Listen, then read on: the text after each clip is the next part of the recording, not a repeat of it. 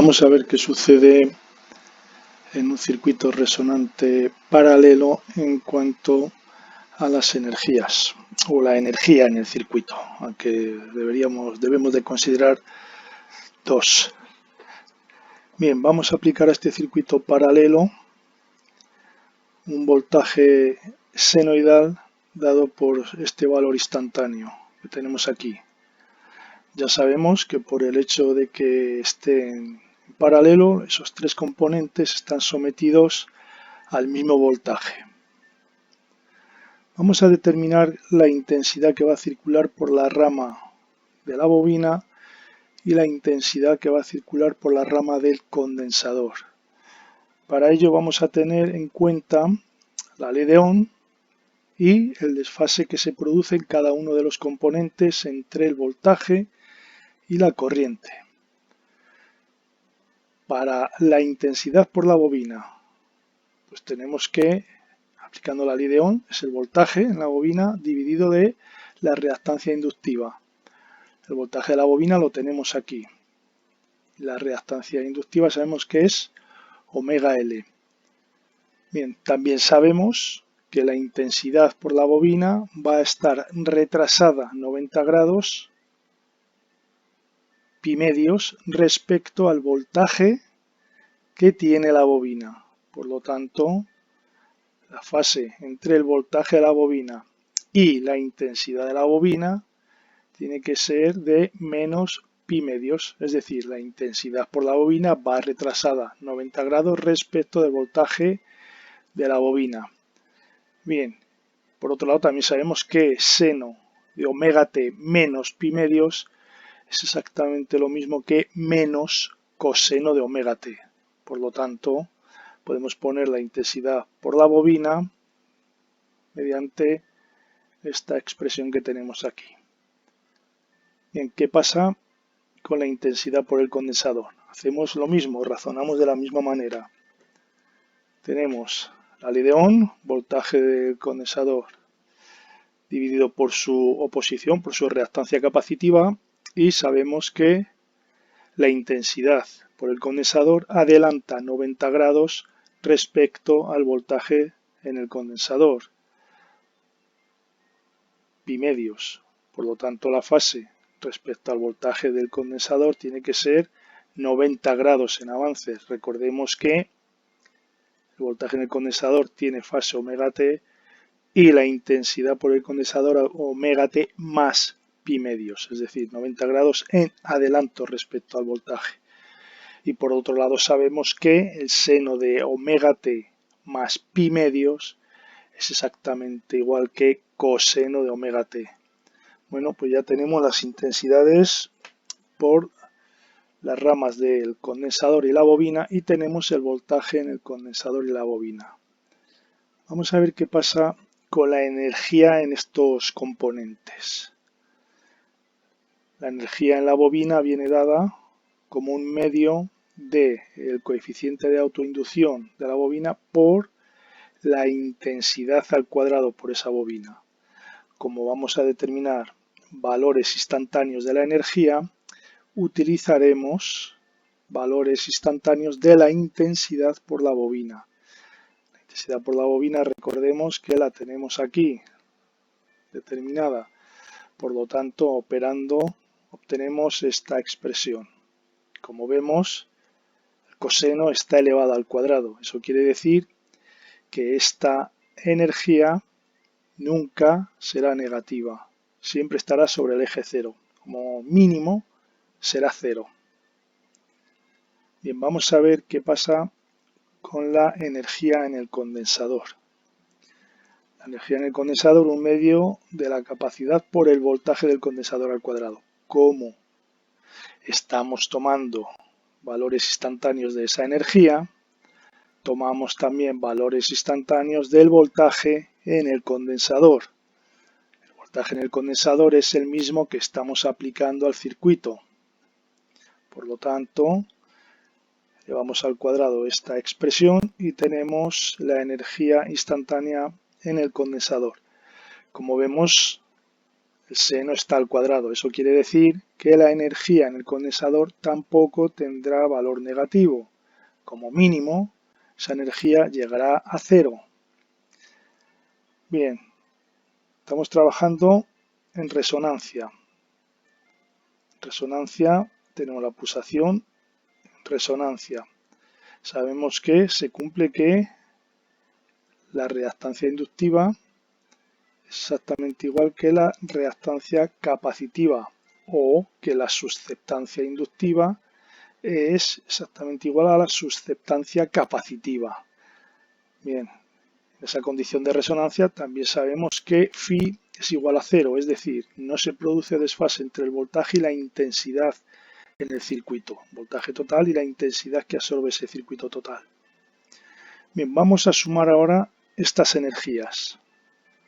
Vamos a sumar los valores instantáneos de esa energía en resonancia.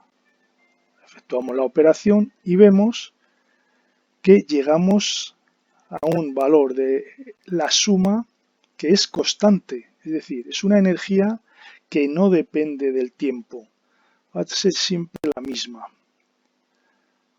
Si comparamos esa energía con la energía que tenemos en la bobina o el condensador, energía media en la bobina, un medio de L por la intensidad eficaz al cuadrado por la bobina, o la energía media en el condensador,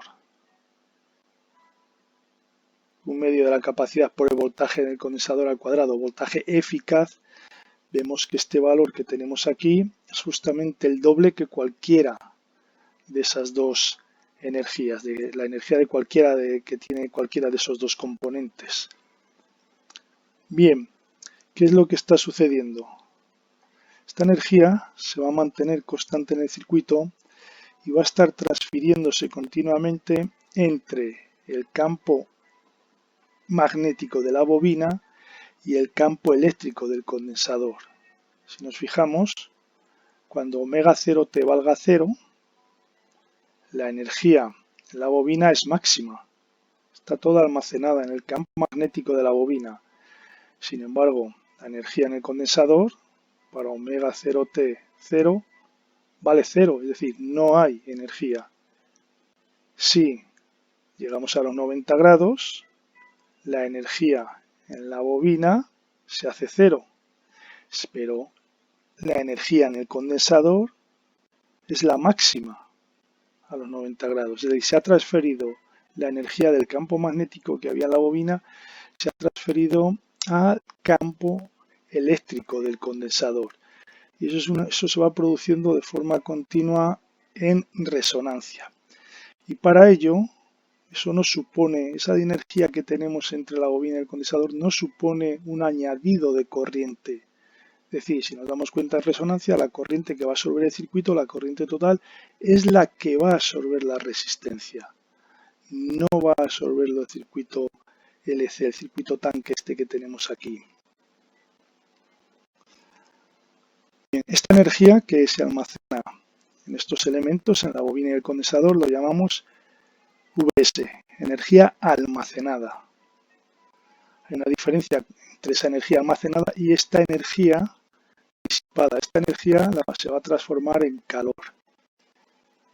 La energía en la resistencia, pues sabemos que es la potencia por el tiempo. La potencia la podemos dar por sus valores instantáneos, si queremos una energía instantánea en la resistencia, o lo podemos dar como su valor medio, es decir, la potencia por tiempo, siendo esta potencia voltaje eficaz por intensidad eficaz. Bien, a la hora de dar los valores de esta energía, solemos expresarlo en julios, hablamos de julios. Y cuando hablamos de este otro tipo de energía en la resistencia, energía que en este caso se disipa, se transforma en calor, hablamos de vatios segundo, aunque sean la misma, aunque nos estemos refiriendo a lo mismo. Es una forma de expresión, una forma de expresar las energías. Bien, vamos a ver lo que es el factor de calidad, ¿O cómo se define el factor de calidad en resonancia paralelo? Bueno, pues la definición es exactamente la misma que en un circuito resonante serie, circuito RLC serie. Es decir, la energía por periodo, la energía almacenada por periodo, dividido de la energía por ciclo. La energía, en este caso, por decirlo de alguna manera, útil. Tendríamos el periodo, que es el tiempo que va a durar cada uno de los ciclos. Por lo tanto, potencia, vemos que esta potencia es única y exclusivamente la que va a disipar la resistencia por el tiempo que dura un periodo. Si trabajamos con 2pi dividido de t, bueno, pues ya sabemos que eso lo que representa es la pulsación, omega. Bueno, pues podemos expresar el factor de calidad como omega por la energía almacenada por periodo dividido de la potencia disipada, potencia útil. Bien, pues trabajando con esta fórmula, con esta expresión y estas otras que tenemos aquí, de las potencias en la resistencia, potencia activa y de la energía almacenada, pues llegamos a la conclusión de que Q0, es decir, el factor de calidad, lo podemos también expresar como la relación entre la resistencia y XL, o lo que es lo mismo, entre la resistencia y XC, que podría ser lo mismo también que BL por R o BC por R. Y trabajando con estas expresiones y teniendo en cuenta esta condición donde el circuito se hace resonante, también podemos expresarlo, el factor de calidad, de esta manera, con los elementos que constituyen el circuito. Ya sabemos que todo esto está ocurriendo a la frecuencia de resonancia. Bien, esta fórmula la vamos a utilizar más adelante para ver una serie de curvas en función de qué valores tiene R o qué valores tiene esta relación del condensador y la bobina, para ver la variación del factor de calidad, es decir, para ver cuánto de bueno es ese circuito, porque al fin y al cabo el factor de calidad nos va a indicar cuánto es capaz de discriminar el circuito la frecuencia de resonancia con respecto a las que tiene a su lado. Bien, también se suelen utilizar otras expresiones para el factor de calidad que se deduce a partir de esta que tenemos aquí, simplemente dividiendo numerador y denominador entre v, o en este caso haciendo lo mismo, dividiendo entre v y haciendo una operación también de la inversa de v en el denominador. En esos casos llegamos a la conclusión de que podemos dar el factor de calidad como la intensidad que circula por la bobina dividido la intensidad total del circuito, o la intensidad que circula por el condensador respecto a la intensidad total del circuito.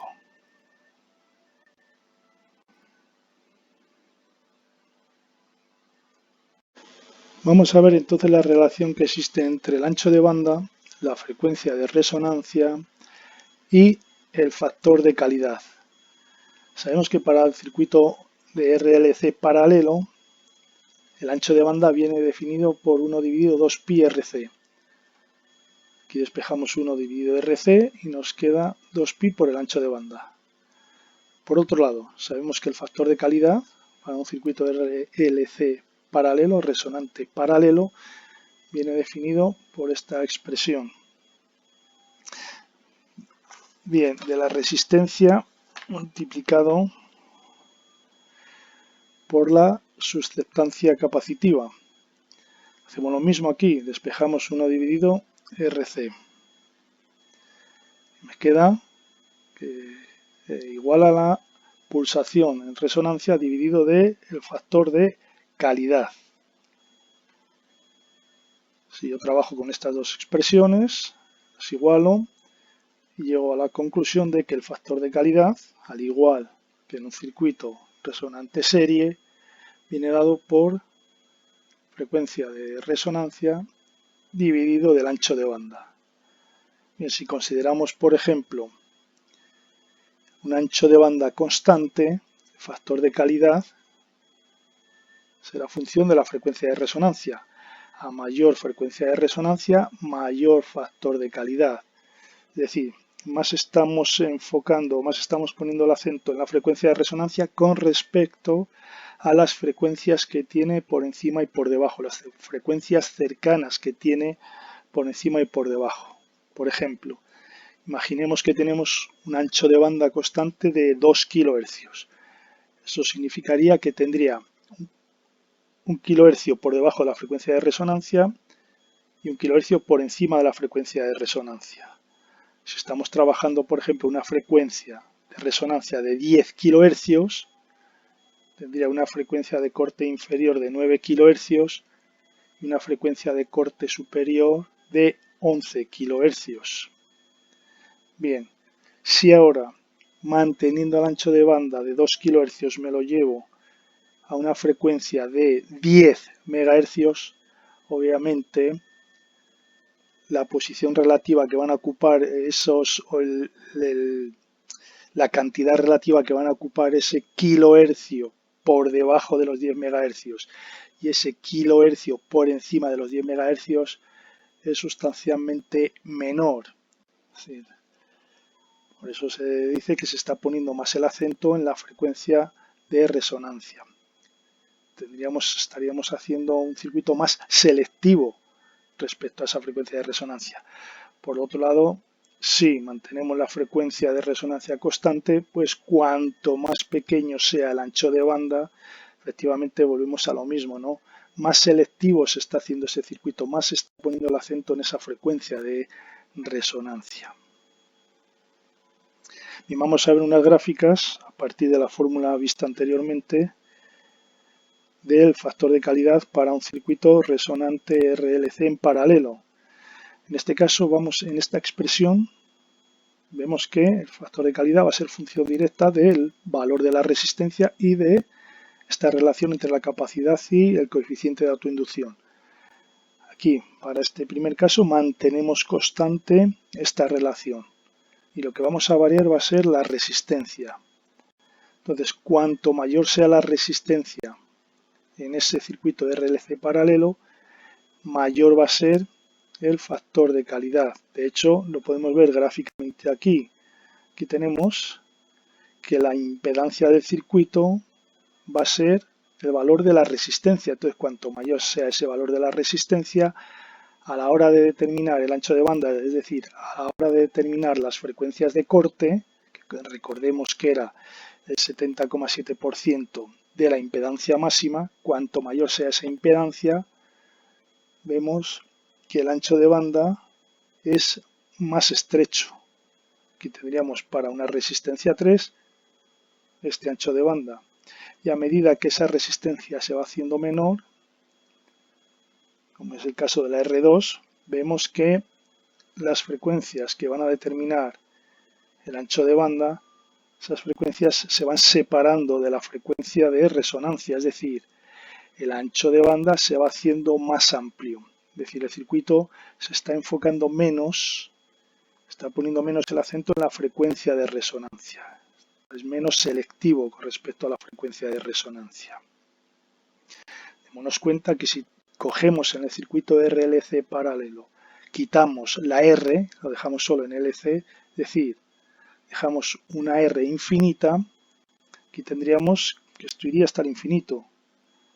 El 70,7% de un valor infinito pues sería otro valor infinito, es decir, tendríamos un factor de calidad infinito. Tendríamos algo que haría relativamente algo así, ¿no? Plano, frecuencia de resonancia y plano otra vez. Bien, vamos a ver ahora qué pasa si lo que mantenemos constante la resistencia, es decir, la Z máxima, siempre va a tener ese valor constante de la resistencia. Y las frecuencias de corte, es decir, las frecuencias que tenemos debidas al 70,7% de esa intensidad, de esa impedancia máxima, pues vemos que según es el factor de la relación de C y L, cuanto mayor es ese factor, esta relación, tenemos que una gráfica que son más finitas, más estrechas, que más se centran en la frecuencia de resonancia, más se acercan esas frecuencias a las frecuencias de resonancia. Por lo tanto, a las frecuencias de corte tendremos un ancho de banda inferior. A medida que este factor se va haciendo menor, se va ensanchando esta forma de campana, con lo cual a las frecuencias de corte se van separando más de lo que es la frecuencia de resonancia, es decir, vamos teniendo un ancho de banda superior.